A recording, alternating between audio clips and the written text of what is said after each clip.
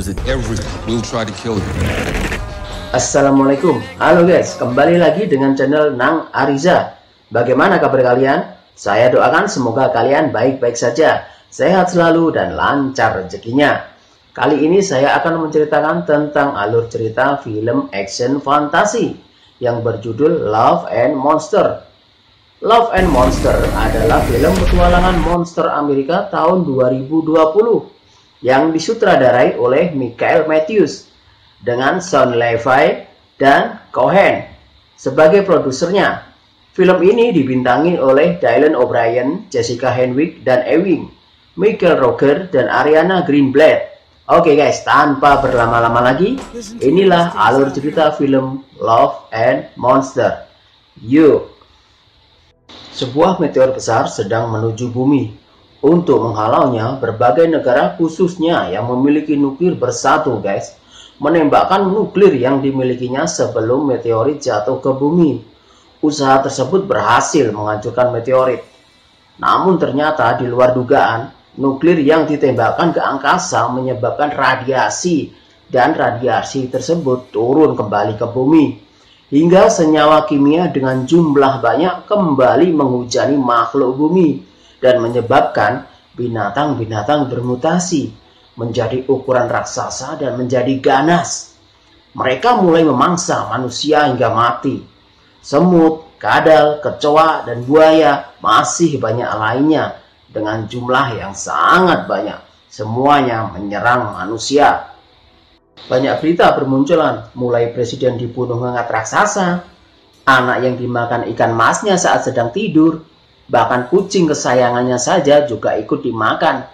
Kecoa yang tiba-tiba berubah menjadi raksasa dan memakan orang yang akan membunuhnya. Dan membasmi mereka itu tidak hanya dengan senapan dan tank. Bahkan dalam setahun saja, populasi manusia mencapai kehilangannya itu 95%. Dan mereka yang selamat bersembunyi sebisa mungkin dimanapun. Entah itu di bunker, di goa, di seluruh dunia pokoknya. Joel ini termasuk salah satu yang beruntung. Paling tidak menjadi salah satu yang paling beruntung di antara nasib yang buruk lah. Ia menjadi salah satu anggota koloni yang berlindung di saluran bawah tanah. Dan selama 7 tahun ini, Joel tinggal di dalam bunker bawah tanah dan ternyata semuanya tak seburuk yang dibayangkan. Mereka sungguh kelompok yang hebat dan saling menyayangi. Bahkan ia sempat membayangkan bagaimana rasanya menikah di tempat itu. Wow. Ketika Joel berusaha untuk tidur, dia terganggu dengan suara Ava dan pasangannya yang akan ahem-ahem. Joel sekuat tenaga berpura-pura tidur untuk tidak mendengar dan tergoda dengan kegiatan dua sejoli itu. Tapi akhirnya dia frustasi juga mendengarnya dan memutuskan untuk bangun dan berjalan keluar kamar. Kejadian ini hampir setiap malam dia alami guys. Semua orang suka minestrone buatan Joel. Dia ini adalah pemasak guys. Jadi satu-satunya lajang di bunker ini punya keuntungannya sendiri. Joel biasa mengobrol dengan Mavis yang tidak bisa bicara lagi karena baterai intinya rusak. Sama seperti Mavis lainnya yang Joel tahu. Walaupun dia ini sebenarnya juga tidak pernah melihat Mavis yang berfungsi. Saat Joel sedang bermain senjata bersama Mavis, tiba-tiba semua lampu berkedip. Semua bunker itu berkedip guys. Terus semua orang bersiap-siap membawa senjata masing-masing. Joel membantu mereka untuk menyiapkan senjatanya. Dan Joel menanyakan, atau dia dalam hati bertanya, apa yang sebenarnya terjadi. Dan ternyata guys, ada monster yang sedang menerobos ke bunker mereka. Saat itu juga seketika membuat Joel dan semua orang di dalam bunker tersebut panik. Terus para pemburu bersiap-siap di depan lubang pintu. Dan dengan pedenya gitu loh, Joel tiba-tiba mau membantu, padahal dia kan tukang masak. Tapi mau gimana lagi, tidak ada yang percaya dengan kemampuannya. Soalnya dia cuma tukang masak guys. Singkat cerita, mereka merasakan getaran di dinding yang tertabrak sesuatu di luar sana. Connor dan timnya memutuskan masuk ke lubang pintu, dan mereka memutuskan untuk berjaga-jaga di dalam dan memantau situasi. Hingga salah satu tim tertangkap, dan tim lainnya akhirnya terpencar, guys. Kala menyuruh Joel untuk membantu timnya Connor. Dan dengan secuil keberanian, akhirnya Joel memberanikan diri untuk keluar dengan senjata seadanya, guys. Sampai di luar dia melihat salah satu tim habis dimangsa. Dan akhirnya makhluk besar itu mengendus bau Joel. Dia berjalan semakin dekat dengan Joel. Dan dengan bergetar dia itu menangis, guys. Tapi tiba-tiba makhluk itu mati dengan sendirinya, dengan kepala terpenggal di depannya Joel. Putus begitu saja. Joel kaget. Ternyata, guys, dia diselamatkan oleh salah satu tim yang masih selamat. Ini ceritanya 7 tahun lalu, Fairfield, California.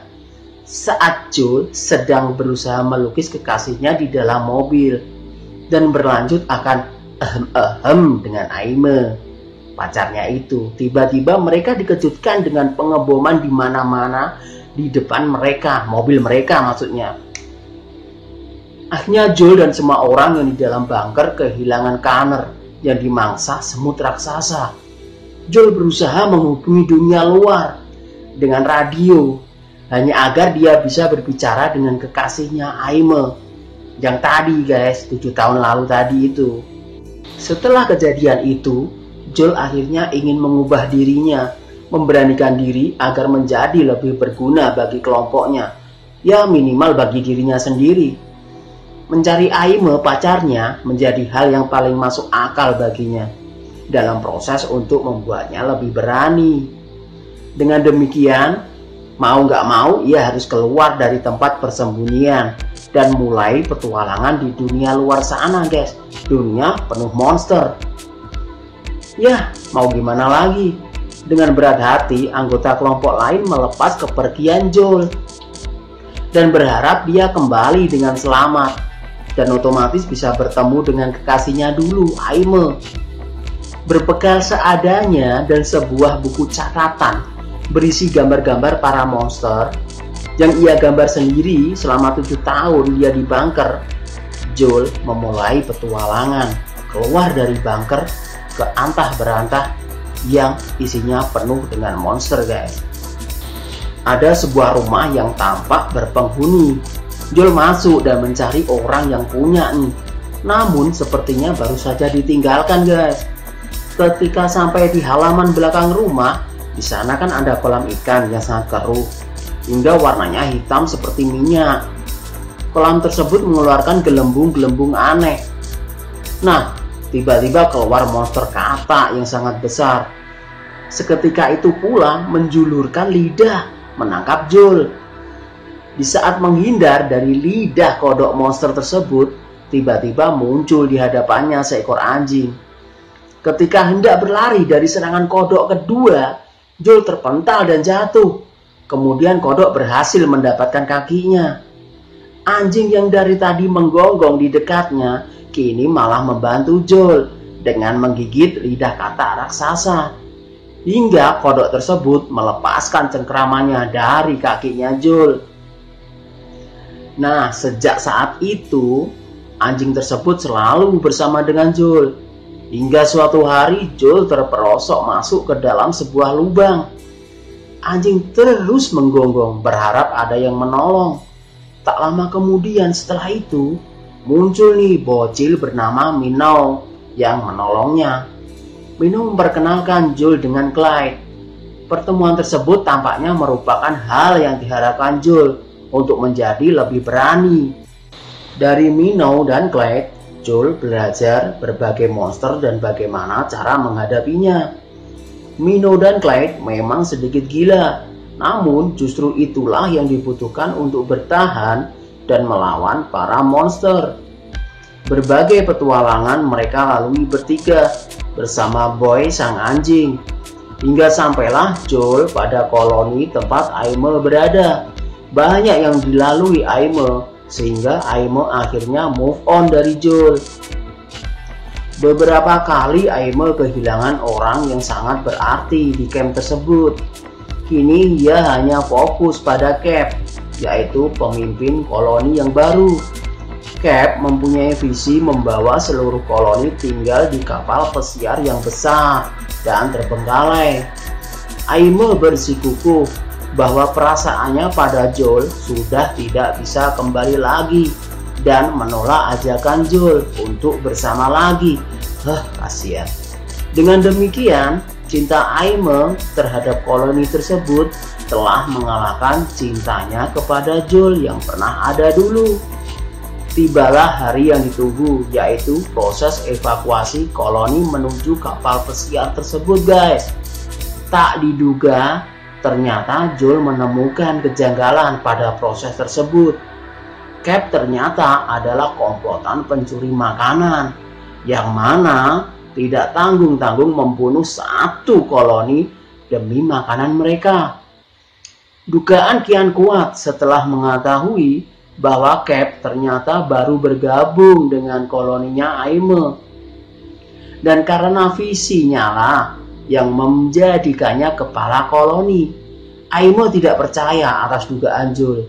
Dan benar saja, guys, ketika Joel membeberkan fakta demi fakta dugaan terhadap Cap di depan koloninya, ternyata Cap dan komplotannya yang sudah siap dengan senjata langsung berbalik dan menawan seluruh koloni dan merantai mereka semua. Cap mengeluarkan semacam detonator dan memencetnya beberapa kali. Tidak lama berselang setelah itu, muncul monster kepiting besar dari dalam laut. Kepiting monster itu tubuhnya dipasangi alat-alat listrik dan mengerikan, guys. Dan ternyata alat listrik itu dikendalikan oleh Cap dari jarak jauh. Makanya kepiting tersebut mematuhi semua perintah Cap. Dan Cap memerintahkan kepiting tersebut untuk memakan semua koloni. Setelah itu, Cap dan komplotannya pun kabur dengan sebuah perahu.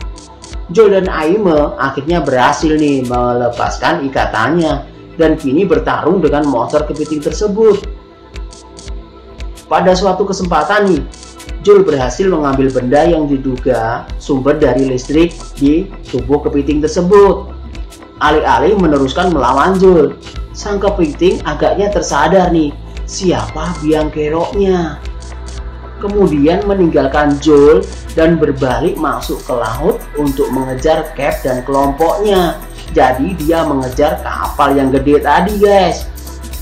Akhirnya kawanan Aime dan Joel pun selamat dan Joel kembali ke koloninya.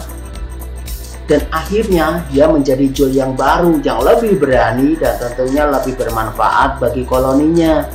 Tapi gak dapet Aime dianya. Kasihan juga kan? Bagaimana guys menurut kalian tentang film ini?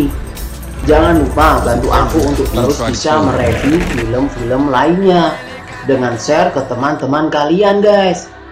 Jika kalian suka video ini, like video ini. Dan juga jangan lupa subscribe-nya.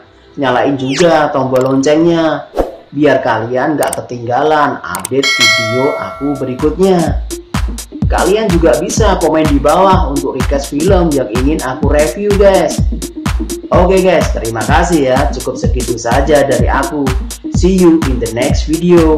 Bye bye.